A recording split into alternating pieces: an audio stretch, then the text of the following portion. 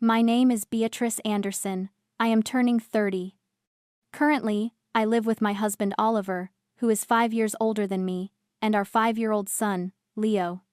We are a family of 3. Today, I am attending a friend's wedding ceremony with my husband. Though I call them friends, they are closer to my husband than to me, and I only know them by face.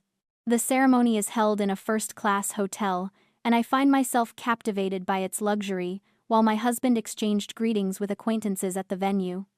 I went to the restroom for a bit. Emerging into the marble hallway, I am blocked by my mother, Susan, and my sister, Victoria. Susan does not offer a hug. She speaks to the crowd instead. Why is this missing piece here? We did not invite the family's defective failure. Have you ever felt like a stranger at a family event, even though you shared the same blood? Drop a yes in the comments if you have ever had to smile through the pain of being the black sheep. The air in Napa Valley is thick with the scent of expensive grapes and even more expensive secrets. We are standing on a stone estate that looks like it was plucked from a postcard. All aged rock and sweeping views of the California hills. It is the kind of beauty that feels aggressive, meant to remind you exactly where you sit on the social ladder. Victoria stands in the center of it all, draped in a gown that costs $20,000, clutching a glass of vintage champagne like it is a scepter. She looks at my simple, tailored dress and laughs, a sharp, metallic sound that cuts through the soft jazz playing in the background. She tells everyone within earshot that I am the dropout. The one who could not cut it. The one who represents the family's only true disappointment. To these people, I am just a ghost from a past they tried to bury. They do not see the CEO of a sustainable design firm. They see the girl who was erased 9 years ago. My family treats relationships like a bad investment they are trying to write off, but they forgot one thing.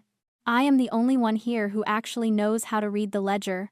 Looking at the vineyard rows stretching out like a green spreadsheet, I am reminded that everything here has a price. My mother, Susan, adjusts her pearls, her eyes scanning the room for anyone with a higher net worth than us. She has spent her whole life curating a version of our family that looks perfect in photographs, even if the foundation is rotting from the inside out. Victoria leans in, her voice a poisonous whisper meant only for me. Why did you even show up, Beatrice? You do not belong among people who actually contribute to society. You are just a stain on my perfect day. Anger is a luxury I cannot afford right now, and besides, it is too loud for the work I have to do. Instead, I look at her as if she is a flawed structural beam in a building I am about to demolish. My mind drifts back to 9 years ago, to the mahogany desk in my father's office. Robert sat there, surrounded by the smell of expensive cigars, and told me they would not pay a single cent for my architecture degree. He said I needed to be independent, that it was for my own good. 5 minutes later, I watched him sign a check for $150,000 for Victoria to study social communications. A degree she never even bothered to finish. The music is getting louder now, a frantic violin melody that seems to mimic the tightening of my chest. Robert is standing 30 feet away, laughing with a group of investors, oblivious to the fact that the floor is about to disappear beneath his polished shoes. He looks so powerful in his custom-tailored suit, the king of a mountain made of unpaid debts and stolen ideas. I reach into my clutch and pull out my phone. The screen is a cool, clinical blue against the warm Napa sunset.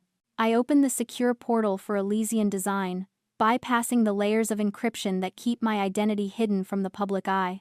I find the active file, the Heritage Restoration Grant.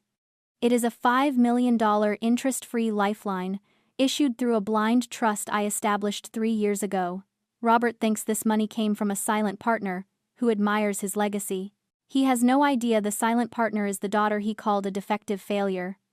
I look at the confirmation button. For 9 years, I have been the ghost in their machine, providing the very air they breathe while they stepped on my name. But today, the subscription is over. I tap the screen. Withdrawal initiated. Reason for cancellation: failure of structural integrity. In exactly 12 seconds, the wire transfer meant to cover Anderson Mogul's payroll and property taxes is frozen. Robert's empire, which he spent 30 years building on a foundation of ego and exclusion, is now a glass house in a hurricane. I feel a presence beside me and look up to see Oliver. He does not ask me what I am doing. He does not tell me to be the bigger person. He has spent years watching me wake up screaming from memories of being locked in a dark shed during the summer heat. He has seen the clinical way I analyze people, a defense mechanism born from a childhood where love was a transaction I could never afford. Oliver places a hand on the small of my back, a steady anchor in the swirling chaos of this wedding. He looks at me with a quiet, somber understanding that feels like a shield. I realize then that his silence all these years was not indifference. It was the heavy, painful regret of a sentinel who arrived too late to stop the initial wounds but stayed to ensure they never happened again. He saw the truth long before I did that my parents would never change. And my hope for their love was the only thing still holding me captive. My father always said my focus on sustainable architecture was sentimental nonsense. He told me that buildings were meant to dominate the landscape, not respect it. He mocked my designs as weak and feminine, claiming that real success was measured in tons of concrete and the height of the shadow you cast over others. But looking at him now, I see the truth of the feminist arc I have been carving out for nearly a decade. My success is not loud or aggressive, it is resilient. It is the ability to build something beautiful out of the rubble they left behind. I crushed their gendered expectations by simply outthinking them. I built a firm that is the future, while he is left clinging to a past that is currently crumbling into his glass of scotch. The notification pings on Robert's phone. I watch him reach into his pocket, his face still holding that arrogant, practiced smile. I watch the moment the smile dies. It starts at the corners of his eyes, and spreads until his entire face is a mask of pale, sweating realization. He looks at the screen, then at the investors, then frantically around the room. He is looking for his silent partner. He is looking for a miracle. He does not look at me. To him, I am still just the missing piece, the insignificant dropout sitting at the back of the room. He has no idea that the person who just pulled the plug on his life's work is standing right in front of him, finally, perfectly independent. To them, my life began today when I walked into this vineyard as the wife of a wealthy man. But to me, my life began on a Tuesday night in November, the night I was 19, and the air was so cold it felt like glass in my lungs. I remember the smell of that attic office stale coffee, old blueprints, and the crushing weight of my father's indifference. I had spent months preparing. I had my acceptance letter to the architecture program, and I had my budget mapped out to the cent. $150,000. That was the price of my future. I remember showing the paperwork to Robert, my heart hammering against my ribs like a trapped bird. He didn't even look at the numbers. He just pushed the paper back across the mahogany desk as if it were a piece of trash. "We are not paying for this, Beatrice," he said, his voice flat and final. "We have decided that you need to be independent. You have a roof over your head and food in your belly. The rest is on you." Independence was their favorite word. It was the velvet glove they used to hide the iron fist of their neglect. They didn't want me to be independent. They wanted me to be gone. I was a reminder of a life they didn't want to lead, a girl who asked too many questions and worked too hard in a house built on effortless facades. The cruelty doubled an hour later. I walked past Victoria's room and heard them laughing. I saw my father hand her a check for the exact same amount, $150,000. It was for a social communications degree she had no intention of finishing. When I confronted them, Robert didn't even blink. "Victoria is our pride," he said. "She has a future in the social circles that matter. You are just a laborer with a pencil. Start acting like it." That was the night they kicked me out. Robert told me that if I wanted to be an architect so badly, I could start by designing a life somewhere else. I remember packing my bags in the dark. I thought I had taken everything that mattered, my clothes, my books, my dignity, but in my haste and my tears, I left behind my most precious possession, my black leather portfolio. It contained my very first sketches, the raw, unfiltered dreams of a girl who wanted to build towers that touched the clouds. Years later, I saw them. I saw a social media post from Victoria bragging about her architectural talent. There they were, my sketches, my lines, my soul.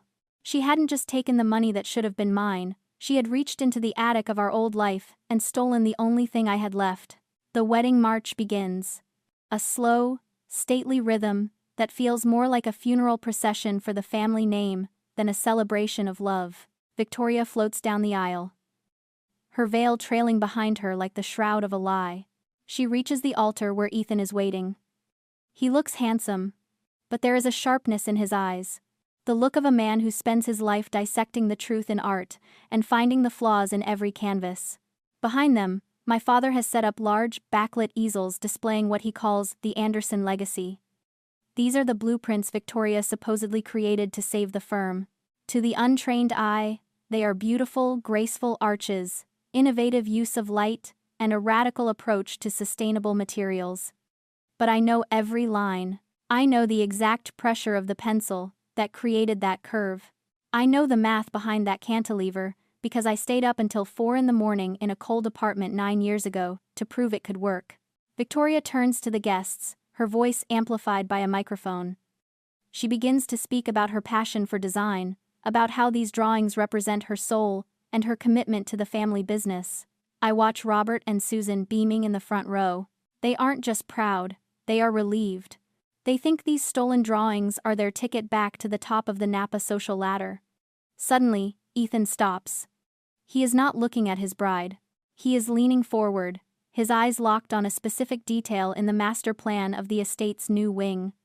The silence that follows is thick and heavy, the kind of silence that precedes a building's collapse. Ethan walks toward the easel, his finger tracing an intricate piece of scrollwork at the base of a central pillar. Victoria tries to laugh it off, grabbing his arm. "Ethan, honey, we can look at the plans later, let's just finish the vows." But Ethan pulls away. His face has gone from a warm tan to a ghostly, ashen white. He points to the negative space within the scrollwork, a tiny, almost invisible flourish that looks like a decorative vine to anyone else. But Ethan knows my early work. He knows the anonymous architect X he has been praising in his columns for years. "It is not a vine," Ethan says, his voice gaining a cold, lethal clarity. "It is a signature." He looks at the crowd, then back at the altar. Hidden in the shading of that pillar, woven into the very geometry of the design, are 2 letters. B and A. Beatrice Anderson. He looks at Victoria with a disgust so profound it is almost physical. "You didn't just steal her education, Victoria. You stole her soul." The crowd gasps, a collective intake of breath. Robert stands up, his face purple with rage, but the words die in his throat when he sees Ethan pull a magnifying glass from his pocket. I step forward, my heels clicking rhythmically against the stone. I do not look at my parents. I do not look at the sister, who is currently trembling so hard her veil is shaking. I look only at the blueprints. "Those designs were never meant for you, Victoria," I say, my voice calm and resonant. "They were the dreams of a girl you tried to erase, and you were too arrogant, too lazy to even check the foundation before you tried to build your life on top of them."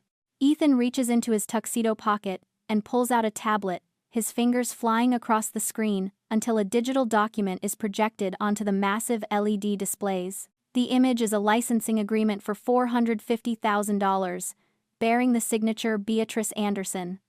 Victoria's breath hitches. Ethan points to the signature, zooming in. "This is not a signature," he says, his voice vibrating with a cold, focused fury. "It is a high-resolution scan of Beatrice's handwriting from a 10-year-old high school yearbook." Victoria tries to grab the tablet, screaming that it is a technical error. But the damage is done. Robert's face is the color of wet ash. Susan is wailing now, a high-pitched sound, begging the guests to remember that we are family. I stand in the center of the chaos, watching them with a clinical, detached interest. I realize then that this rapid, total collapse is not a coincidence, it is a psychological inevitability. My parents and sister are experiencing the ultimate failure of a life built on the illusion of power from an empty wallet. For decades, they operated under the assumption that their status was an inherent part of their identity. They failed to understand the fundamental difference between having and being. They had wealth, they had a name, and they had a reputation, but they never actually were the people they pretended to be. Their position in this valley was a luxury they had been renting with money that did not belong to them. Now that the check has bounced, and the stolen designs have been exposed, They have no internal value to stand on. The sound of sirens begins to echo through the vineyard, the blue and red lights dancing across the rows of grapevines. Ethan looks at Victoria, then at the ring in his hand, and he drops it into the dirt. "I am calling the authorities," he says, "not just for the forgery, but for the fraud you committed against my firm." Victoria falls to her knees, her dress soaking up the dust. Robert tries to push past the guests toward me. "Beatrice, please," he stammers, "think of the firm."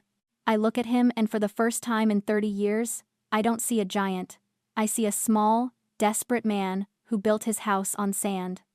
"The Anderson legacy is exactly what it should be, Father," I say.